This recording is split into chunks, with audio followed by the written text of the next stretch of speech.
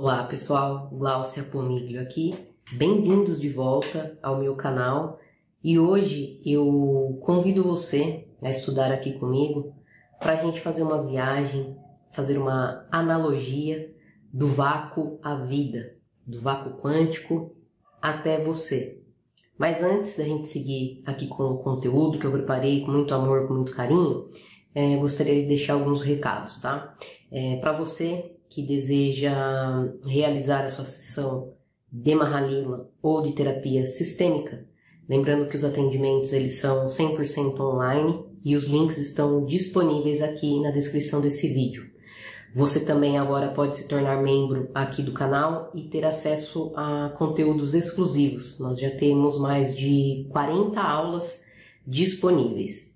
E caso você, neste momento, precise de ajuda, precise de atendimento, mas está passando por alguma dificuldade financeira, nós também atendemos a valor social.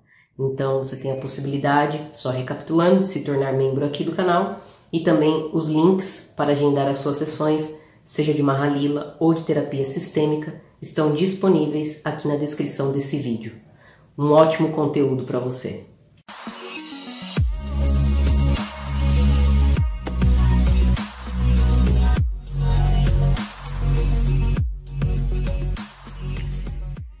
O conceito de vácuo quântico surge da teoria quântica de campos, que foi desenvolvida ao longo do século XX. Tudo começa no vácuo quântico, um lugar sem espaço e sem tempo. O vácuo quântico possui flutuações quânticas que são como ondas no oceano, sobrepostas umas às outras em estado de superposição devido às diferentes frequências e vibrações dos campos quânticos. Quando as flutuações quânticas atingem um nível específico de energia, elas se tornam quantizadas, liberando pacotes discretos de energia, conhecido como quanta, que são as partículas virtuais. Essas partículas são como bolhas que aparecem e desaparecem rapidamente nas ondas.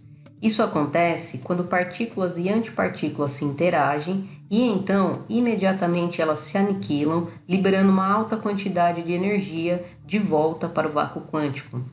Essas partículas virtuais são, por exemplo, os quarks e antiquarks, elétrons, pósitons, fótons e antifótons. Todas as partículas em si contêm o seu próprio campo quântico. Contudo, quando elas interagem, não são elas diretamente que estão se tocando, e sim seus respectivos campos que vibram em diferentes frequências. E é por conta dessas diferentes frequências e vibrações que existe a diversidade de propriedades da matéria. Então, quando um quark interage com outro quark, essa interação dá-se origem aos prótons e nêutrons que compõem o núcleo do átomo.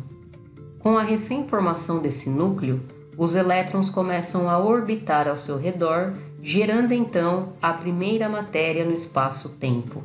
É válido reforçar que o mesmo procedimento acontece com a geração da antimatéria, revelando o processo de simetria.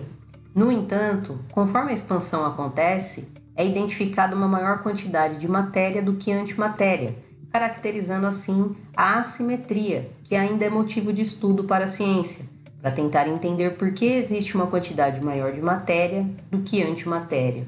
À medida que esses átomos agora existindo no espaço-tempo se unem, começam a formar-se as primeiras moléculas.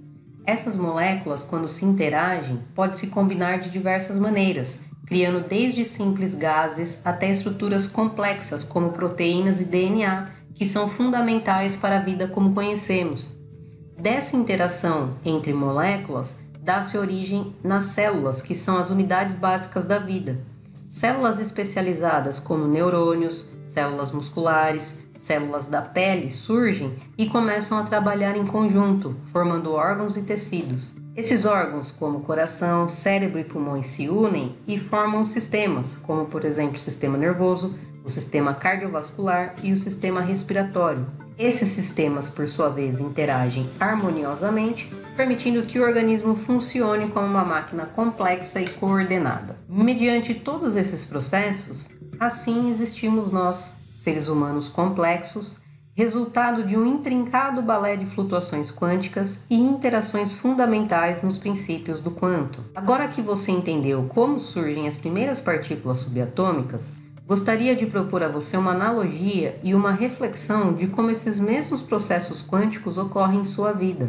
Da mesma maneira que as partículas precisam de seus pares de opostos, mas que porém são complementares e que no caso são as antipartículas, o mesmo acontece para que seja possível a sua existência. Os pares de opostos também são necessários, o masculino e o feminino que lhe permitem a vida, por meio de seus pais que também vieram desse balé cósmico. Da mesma maneira que as partículas vão agregando informações e interagindo entre si através de seus campos quânticos para gerarem novas partículas, o mesmo acontece com você em sua vida. À medida que você vai se relacionando em seus contextos, você também vai agregando informações. Suas primeiras informações começam a ser formadas no seu contexto familiar e sociocultural. Dessa forma, você vai agregando cada vez mais informação. E é de acordo com essas informações que você vai gerando novos contextos em sua vida.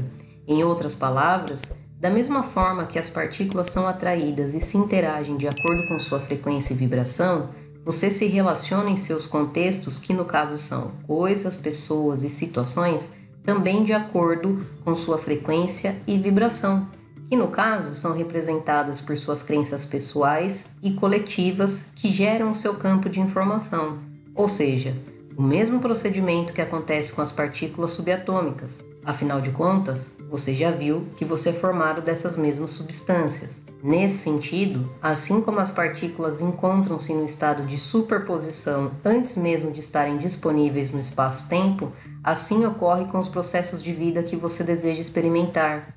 Eles estão em estado de superposição.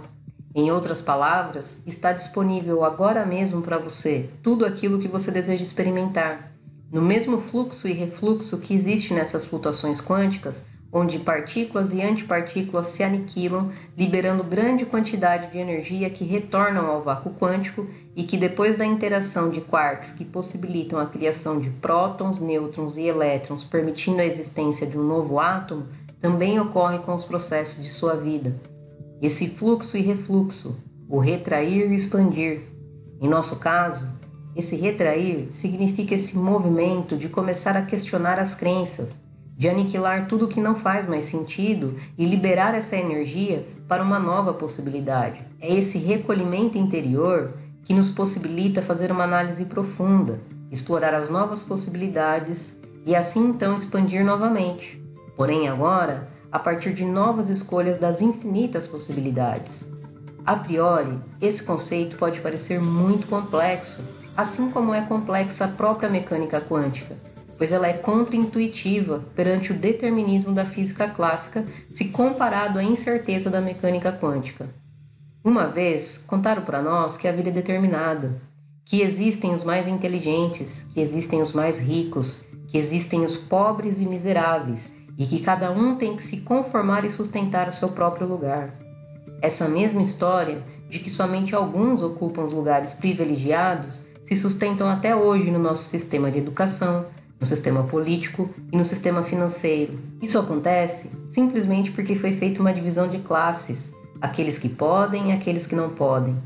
Eles fazem isso pela justificativa de merecimento e não merecimento, e aplicam esses critérios com o conceito de que os recursos naturais são limitados e então eles propõem uma divisão que convém somente a eles. Toda essa história que nos é ensinada pelo sistema educacional, financeiro, político e todos os demais que sustentam essa nossa sociedade tal como é, darwinista, competitiva, egoísta e etc., são como o mito da caverna de Platão. São apenas sombras projetadas, onde a realidade é muito mais profunda. Nesse sentido, te convido a sair da caverna. Te convido também a tomar a pílula, assim como foi feito no filme Matrix. Morfeu oferece 2 pílulas ao Neo. Uma pílula que vai fazê-lo enxergar a realidade, e uma pílula onde ele vai poder continuar vivendo em um mundo de mentiras e manipulação. Neo pode escolher qual a pílula quer tomar. Acredito que nessa analogia você pode perceber que o universo não é limitado, que os recursos naturais da vida estão disponíveis para todos, que eles estão entrelaçados e interagem em perfeita suficiência e harmonia.